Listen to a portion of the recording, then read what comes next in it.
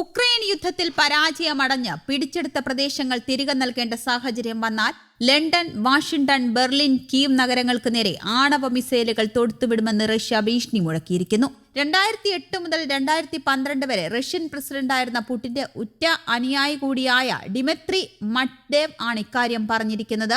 Soviet യൂണിയന്റെ തകർച്ചയ്ക്ക് ശേഷം 1991 റഷ്യയ്ക്കുണ്ടായിരുന്ന അതിർത്തികളിലേക്ക് ചുരുങ്ങേണ്ടി വന്നാൽ പ്രതികാരം ചെയ്യുമെന്നാണ് മെഡ്വെഡേവ് ഭീഷണി മുഴക്കിയിരിക്കുന്നത്. അത്തരമൊരു സാഹചര്യം വന്നാൽ അതൊരു ലോക മഹായുദ്ധത്തിൽ കലാശിക്കുമെന്ന് അദ്ദേഹം മുന്നറിയിപ്പ് നൽകുന്നു. സകല സന്നാഹങ്ങളുമായി പാശ്ചാത്യ ശക്തികളെ ആക്രമിക്കുമെന്നും അദ്ദേഹം കൂട്ടിച്ചേർത്തു. മേൽപ്പറഞ്ഞ നഗരങ്ങൾ കൂടാതെ തങ്ങളുടെ ആണവായുധ പരിധിയിലുള്ള മറ്റ് പല മനോഹര സ്ഥലങ്ങളും ആക്രമണത്തിന് ഇരയാക്കുമെന്ന് മുന്നറിയിപ്പിൽ പറയുന്നു. ആയിരക്കണക്കിന് വർഷത്തെ പാരമ്പര്യമുള്ള തങ്ങളുടെ മാതൃരാജ്യം അപ്രത്യക്ഷമാകുന്ന ഘട്ടം വന്നാൽ ഇത് ചെയ്യാൻ തങ്ങൾക്ക് ധൈര്യമുണ്ടെന്നും മെഡ്വേദേവ് കൂട്ടിച്ചേർത്തു. നൂറ്റാണ്ടുകളായ റഷ്യൻ ജനത നടത്തിയ ത്യാഗങ്ങൾ വിലമതിക്കപ്പെടാതെ പോകില്ലെന്നും മുൻ പ്രസിഡന്റ് പറയുന്നു. റഷ്യയുടെ ഭാഗമാണെന്ന് പുടിൻ ചിന്തിക്കുന്ന പ്രദേശങ്ങൾ റഷ്യയ്ക്ക് വിട്ടു നൽകാൻ ഉക്രൈനും പാശ്ചാത്യ ശക്തികളും തയ്യാറാകണമെന്നും അദ്ദേഹം ആവശ്യപ്പെട്ടു. റഷ്യയുടെ സെക്യൂരിറ്റി കൗൺസിലിന്റെ ഡെപ്യൂട്ടി തലവൻ കൂടിയായ മെഡ്വേദേവിനാണ് ഉക്രൈൻ യുദ്ധത്തിന്റെ നിയന്ത്രണമുള്ളത്. യുദ്ധത്തിൽ റഷ്യ ജയിക്കുന്നത് ലോകത്തിന് താങ്ങാനാകുന്നില്ലെന്നാണ് ബ്രിട്ടീഷ് പ്രതിരോധ മന്ത്രി ഗ്രാൻഡ് ഷാപ്സും ജർമ്മൻ പ്രതിരോധ മന്ത്രി ബോറിസ് പിസ്റ്റോറിയസും കരുതുന്നതെന്നും അദ്ദേഹം പറഞ്ഞു. പിടിച്ചെടുത്ത ഭാഗങ്ങൾ നഷ്ടപ്പെടുന്ന സാഹചര്യം വന്നാലോ ലോക ഭൂപടത്തിൽ റഷ്യ ഇല്ലാതായാലോ ഒരു വൻ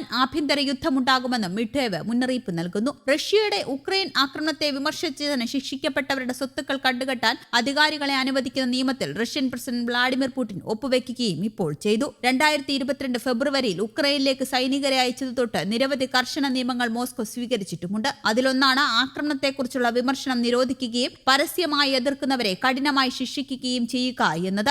ആക്രമണത്തെ വിമർശിച്ചതിന് ശിക്ഷിക്കപ്പെട്ടവരിൽ നിന്ന് പണം, സ്വത്തുക്കൾ, വിലപിടിപ്പുള്ള വസ്തുക്കൾ എന്നിവ പിടിച്ചെടുക്കാൻ പുതിയ നിയമം അധികാരികളെ അനുവദിക്കുന്നു. തങ്ങളുടെ രാജ്യത്ത് നിന്ന് പലായനം ചെയ്ത എന്നാൽ ഇപ്പോഴും റഷ്യയിൽ സ്വത്തുക്കൾ സ്വന്തമായുള്ള പ്രവാസികളെ ഇത് ലക്ഷ്യം വെച്ചേക്കാം. സോവിയറ്റ് മാതൃകയിലുള്ള കണ്ടുകെട്ടലുകളുമായി ഈ നിയമത്തിന് യാതൊരു ബന്ധവുമില്ലെന്ന് ക്രെംലിൻ തറപ്പിച്ചു പറഞ്ഞു. റഷ്യയുടെ പാർലമെന്റായ ഡുമാ ബില്ലിനെ പിന്തുണച്ച് 2 ആഴ്ചയ്ക്ക് ശേഷമാണ് പുടിൻ രേഖയിൽ ഒപ്പുവെച്ചത്. അതിനിടെ കരിങ്കടലിൽ റഷ്യൻ ലാൻഡിംഗ് കപ്പൽ മുക്കുന്നതിന് ഹൈടെക് നാവിക ഡ്രോണുകൾ ഉപയോഗിച്ചതായി ഉക്രൈൻ സൈന്യം. 2014 മോസ്കോ പിടിച്ചടക്കിയ ക്രീമിയൻ ഉപദ്വീപിന്റെ തെക്കേ അറ്റത്തുള്ള ആലുപ്ക നഗരത്തിൽ നിന്ന് 4 കിലോമീറ്റർ അകലെയാണ് സീസർ കുനിക്കോവ് ആംഫിയസ് കപ്പൽ മുക്കിയതെന്നും ഉക്രൈന്റെ ജനറൽ സ്റ്റാഫ് പറഞ്ഞു. കപ്പലിൽ 87 ജീവനക്കാരെ വഹിക്കാനാകുമെന്നും റിപ്പോർട്ടിൽ പറയുന്നു. കപ്പലിൽ വെടിമരുന്ന് കയറ്റി അയച്ചിരുന്നതായി ഉക്രൈനിയൻ റിപ്പോർട്ടിൽ പറയുന്നു. 2022 ഫെബ്രുവരി 24 അധിനിവേശത്തിന്റെ 2 വർഷം പൂർത്തിയാകാനിരിക്കുകയായിരുന്നു റഷ്യൻ കരിങ്കടലിൽ കപ്പലിൽ നാണക്കേടുണ്ടാക്കുന്ന സംഭവം നടന്നത്. ബുധനാഴ്ച മാധ്യമപ്രവർത്തകരുമായി നടത്തിയ കോൺഫറൻസ് കോളിനിടെ ഉക്രൈന്റെ അവകാശവാദത്തെക്കുറിച്ച് പ്രതികരിക്കാൻ